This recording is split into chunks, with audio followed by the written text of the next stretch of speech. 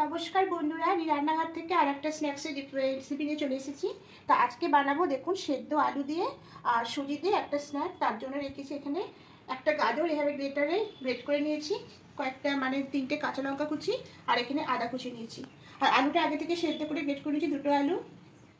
এদিকে একটা কড়াই বসিয়েছি, এবার এখানে 1 মগ জল দেবো।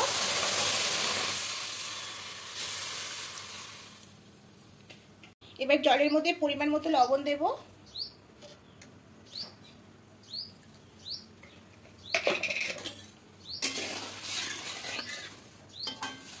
কালো জিরা দেব, আর যে সবজিগুলো কেটেছিলাম এবার এগুলো দিয়ে দেব।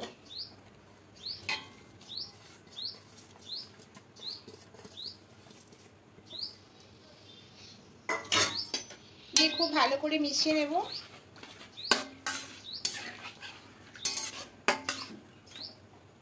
এবার এখানে 1 বাটি সুজি নিয়েছি, সুজিটা অল্প অল্প করে দেব।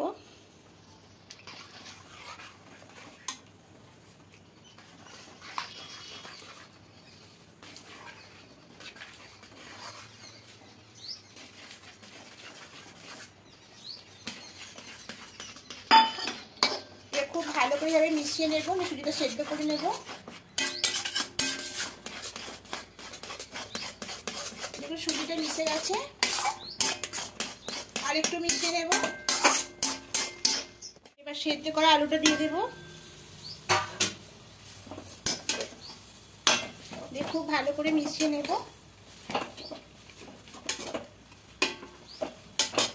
গোলমরিচের পাউডার দেব,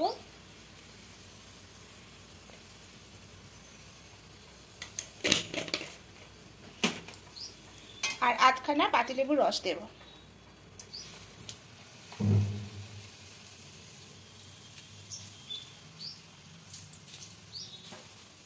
এবার খুব ভালো করে সমস্ত কিছু মিশিয়ে নেব।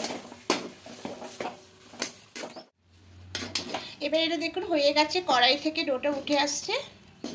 এবার গ্যাসটা অফ করে দেবো, দিয়ে এটাকে নামিয়ে নেব।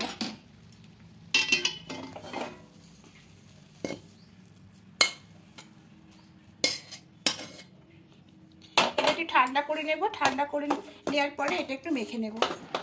হালকা একটু ঠান্ডা হয়ে এসেছে, এবার হাতের মধ্যে একটু তেল নিয়ে নেব।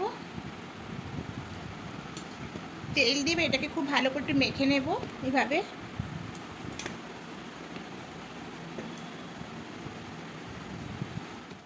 এবার লেচি কেটে নেব,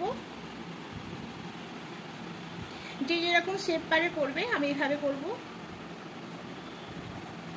প্রথমে গোল বলের মতো করে নেব, দেখুন করে নিয়েছি। এবারে একটা হাত দিয়ে এভাবে গর্ত করে নেব মাঝখানটা।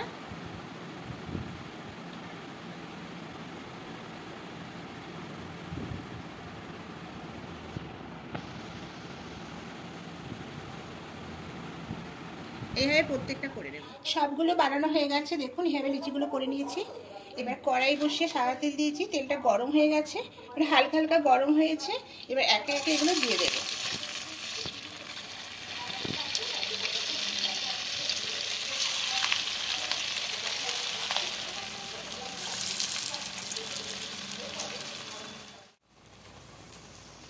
এবার এগুলো ওপিট ওপিট করে লাল লাল করে ভেজে দিয়েছি, এবার এগুলো তুলে নেব।